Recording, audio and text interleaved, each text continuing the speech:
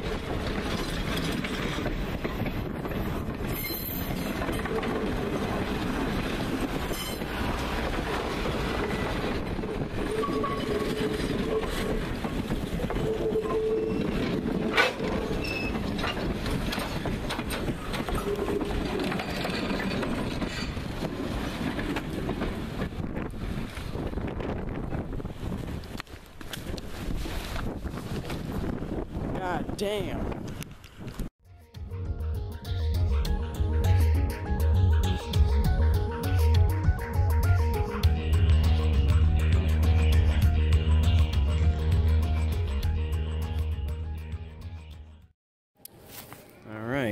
have a GP30 Conrail. And here we've got a GP9. Love these things. I have another one of these at a Colbrookdale, numbered 7580, although she's a GP10, which is basically a GP9 shortened. So, and all of Penzie's GPs, GP9s, and GP7s were all numbered 7000. This one here is a GP9, obviously.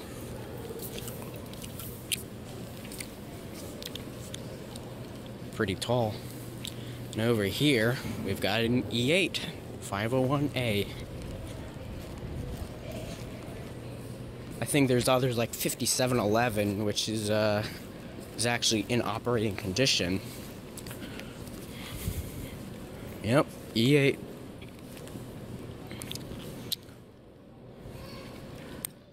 Beautiful looking locomotive. And over here, we've got a Penzie M1A mountain type. This is 5741. Man, this thing's huge. It's a big water tank in the front. Penzie steam was obviously humongous back in the day. This is a 462 wheel arrangement. Oh, I'm sorry, yeah, it's a 462. Wait. Oh, excuse me, this is a 460. 462 is obviously the K4, one of my favorites. Got an old classic 260 from the 1800s. These are always nice to see. You thought it was a 440, didn't you? Nope. Cumberland Valley Railroad coach. Back in the day, they all had to use wood.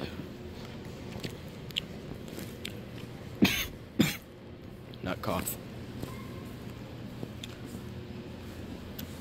And we got a Reading Locomotive Shop shunter, number 1251. This is an 060. Awesome stuff. Obviously, it's a tank engine, Class B4A. And there's the back of it.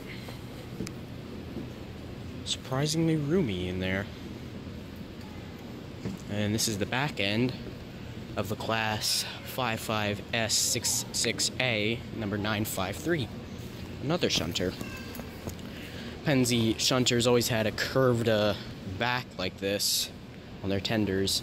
There's another one at Wilmington, numbered 58. That thing's currently going under a restoration progress. You know, a 15-year inspection. Doesn't look too good. And there's the front of it. Beautiful.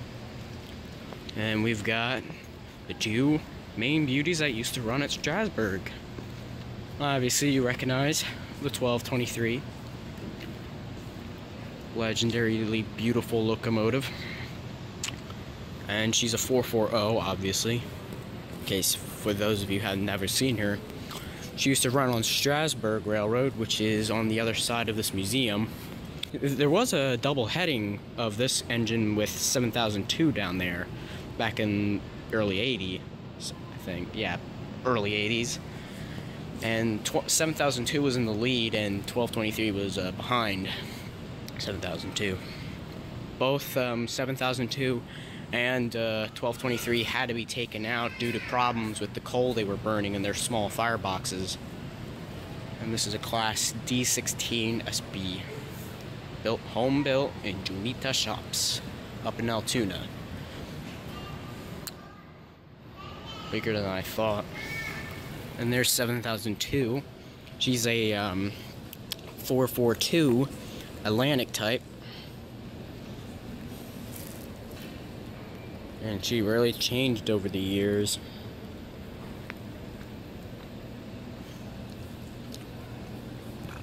Here's the GP30 again.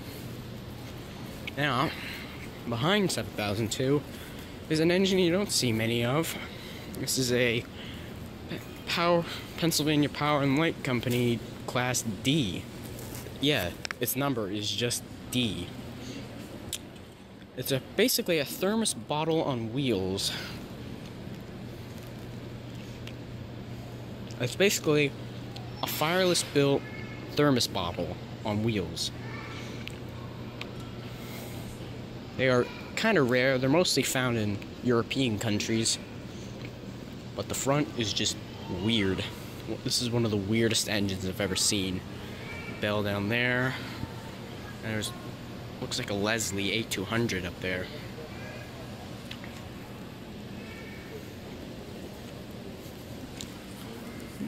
You can tell by the curved back, this is another switcher, 1670. This looks like another 060. Now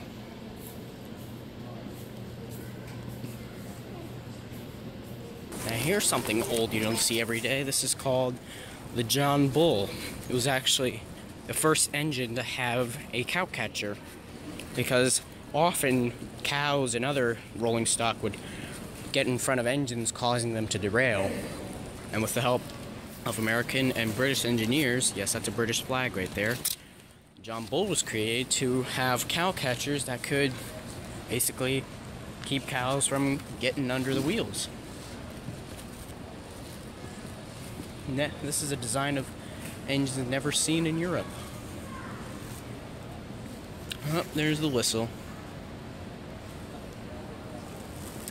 And right here is this big beast. Yep, GG1 4935. This thing, I'm kind of having a bit of a moment here. This thing is huge. You should probably recognize the GG1 as being one of the first electric engines. But holy crap, this thing is huge. Built in 1943. She also saw service on Penn Central. They named this one Blackjack. They have another one outside, number 4800, which was the prototype of the GG1. And that was built with rivets, not welded like this one. And they call that one Old Rivets, because, you know, it's a riveted design. That one saw Conrail, and was actually a bicentennial scheme for Conrail, as well as Penn Central. This thing is huge. I think they have an open area where you can actually get to see inside of this. There are the wheel drivers.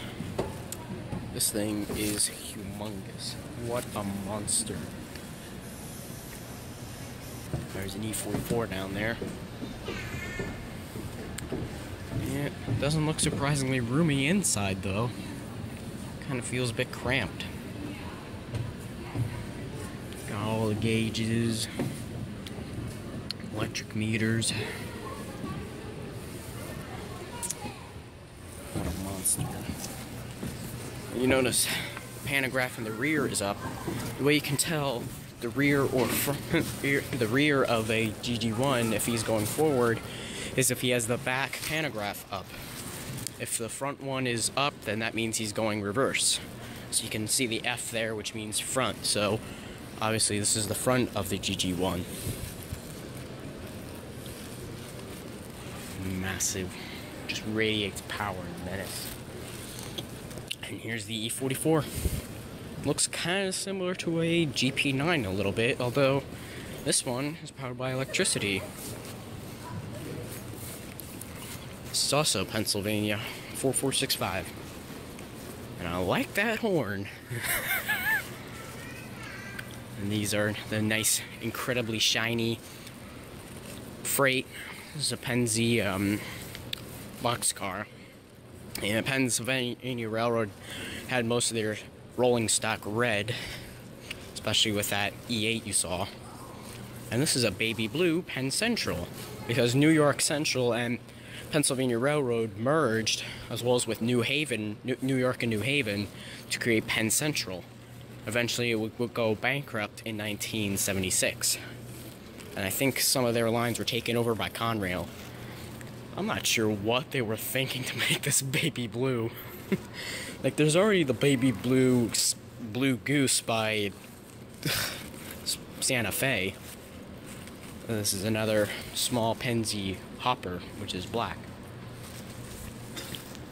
And down there is the whole of Lancaster County. Yep, it's made up of mostly farmland.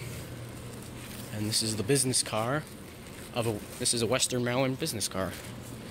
Let's go up the stairs.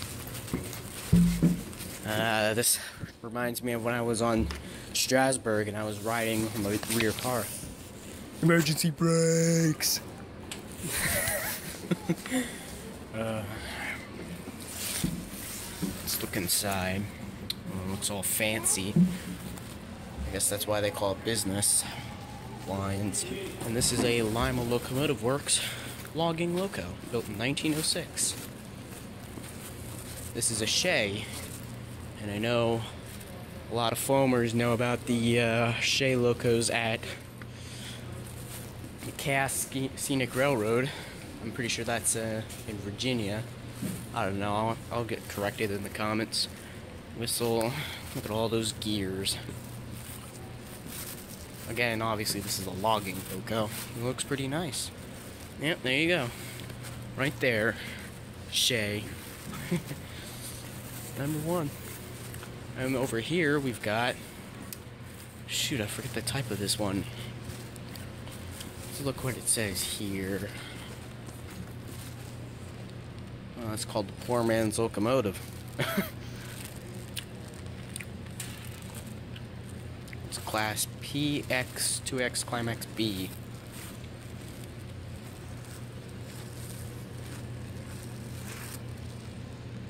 I'll be correcting in the comments, I already forget. I think it's a Flying Jenny or something.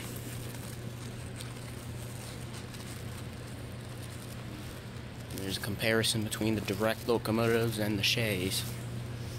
You can tell they were a separate kind of glass. And another logging loco. Yep, just all 3 logging loco types just in all one line. Completely different out of any other locomotive, for sure.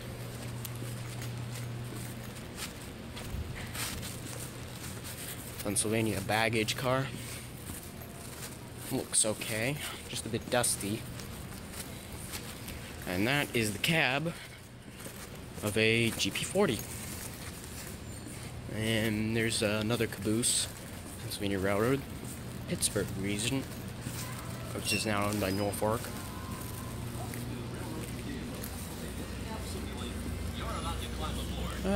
Cab simulator.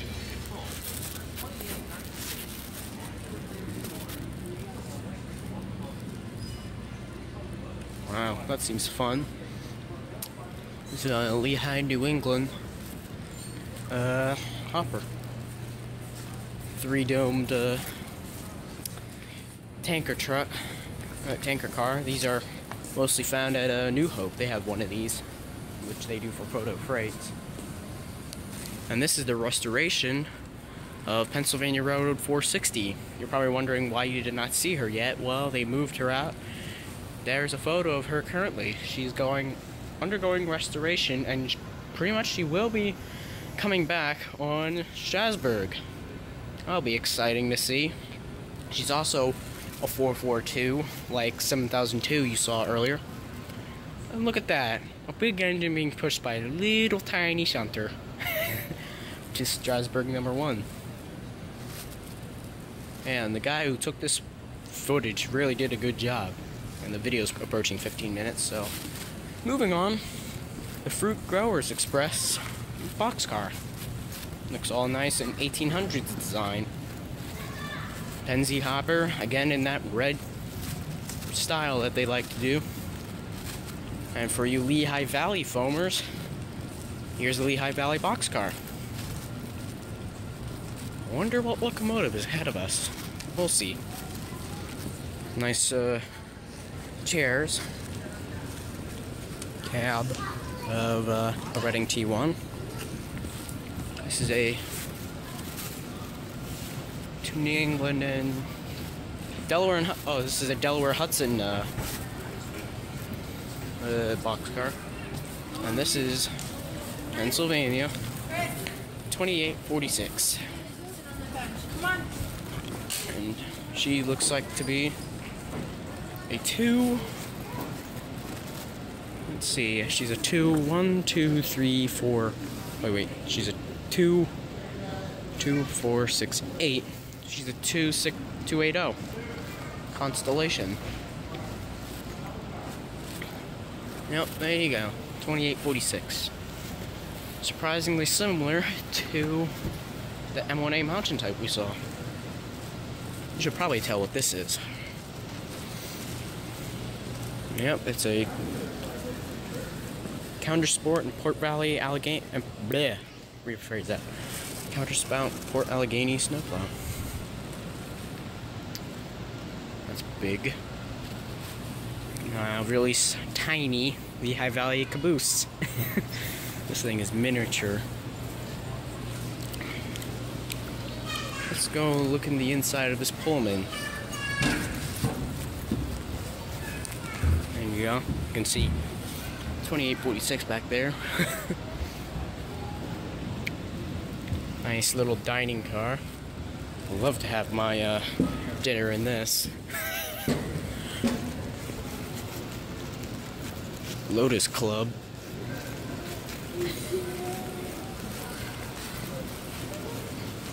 And then there's a Pennsylvania coach. This doesn't look too good. Ooh, cracked window. That's bad. Ooh, signals. Top one is, not clear, and then below it is a clear, and another stop light. Another Pennsy coach. Oh look, little model. Black and Ella. Look at how small they are.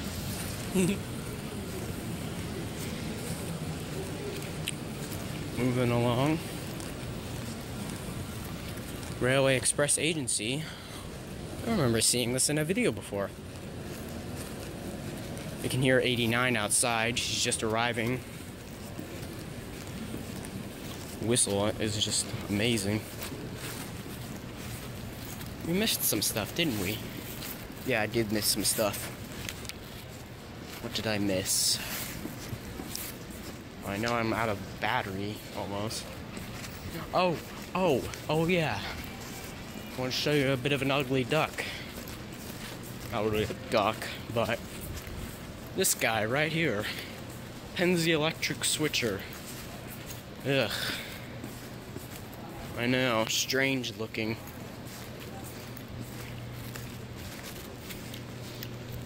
Let's see. Class B1 electric switcher. Weird design, huh?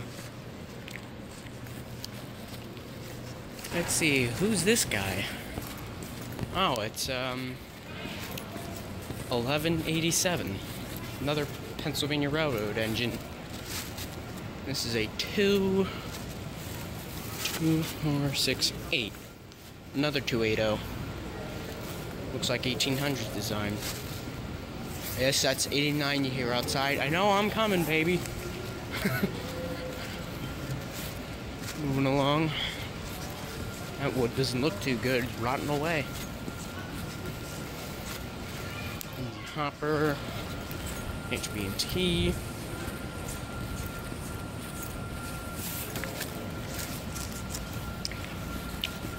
A Reading electric coach. Self-propelled. Isn't that cool? Little model. And parked right next to this antique coach, we have a Pennsylvania Railroad style signal. So let's see what happens.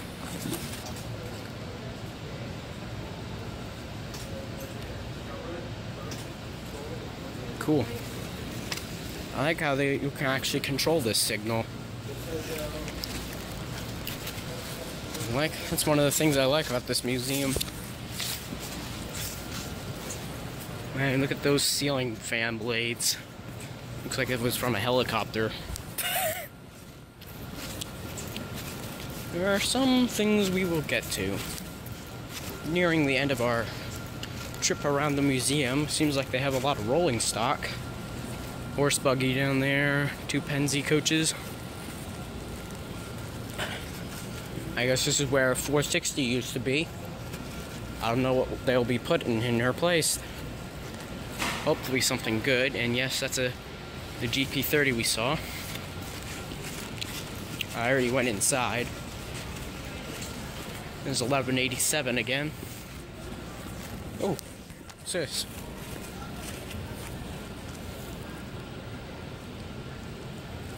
That's 698. Wait, no, that's 699. Excuse me. I'm getting cranky about numbers. Baggage. There's 1223. And there's the coach behind the John Bull. Looks kind of cool. A bit cramped.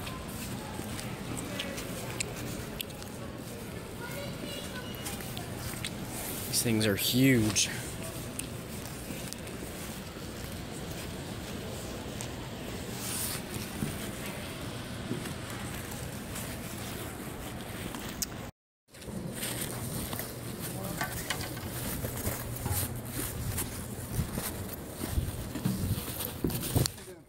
Good. So this is what the inside of a GP9 looks like. Yes, sir. Any questions about her? Do my best to answer them. What railroads does this girl saw? What? What railroads? This was Pennsylvania and Conrail, I believe. It might have also ran Penn Central. Yeah, Pennsylvania Road, Penn Central, and Conrail. All right. So from 55 to 25 years down the road, it was still running with various railroads. But don't they have another one of these at Colbrookdale? they may. Yeah, because this is one of it's the most mass-produced general-purpose engine. Yeah. For the second generation diesels. So yeah, out there, I'm sure you can find them in any number. Yeah. Because there's another one there. It used to be a Penzi GP9, then Conrail converted it to a GP10, and it's numbered 7580. Okay. Well, you can see there's still some debris paint here from the Conrail days. Yes. So we'll cover over. All right. Okay. I like this one a lot, especially considering the time it came out. Yeah. Did away with all the steams. This is also one of my favorites. Yeah. All right. So. I like this and that GG1 over there a lot. Oh yeah, the GG1. I think it's just cool that it was built in the 30s and it still ran for like 44 years. And yeah. My favorite is the one outside, the Penzi K4, number 3750. I'm relatively new here, so yeah. I can't remember all the names yet. Yeah. So you know more than I do. I like the Mountain and was it the Mikado that blew up and then they rebuilt in 6 months. Oh, what happened to Mikado? Boiler explosion? Showed like 3 of the people on it and someone who was standing nearby, and then they rebuilt in 6 months. Wow, that's crazy. Yeah, this is relatively spacious for the other ones. Considering the backspace where the huge engine is. Yeah. We're going down that way. Yep. You can see inside the diesel and the electric motors. Alright, thanks. Alright, here's the engine of the 7006. That is one big powerhouse. See all the little pistons down there. 16 cylinder. Yep. EMD. Excellent motor, dude. That's what I call EMD. I know it's electric motor division. You can see the service plate in there. this thing. There's a little CO2 extinguisher. There's all the inside. Awesome stuff. Oh, there's a hole in the floor. Gotta be careful. Beautiful. Watch my step. Sorry about that. I was just getting off.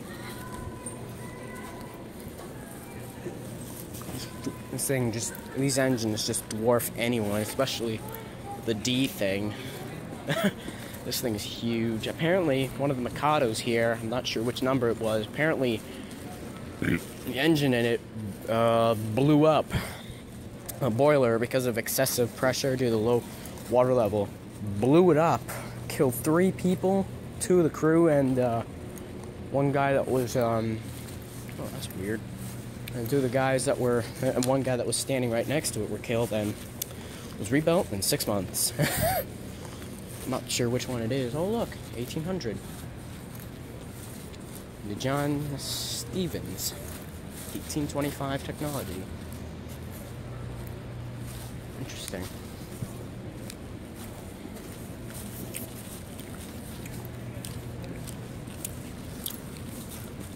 So, hope you enjoyed the tour. See you next time.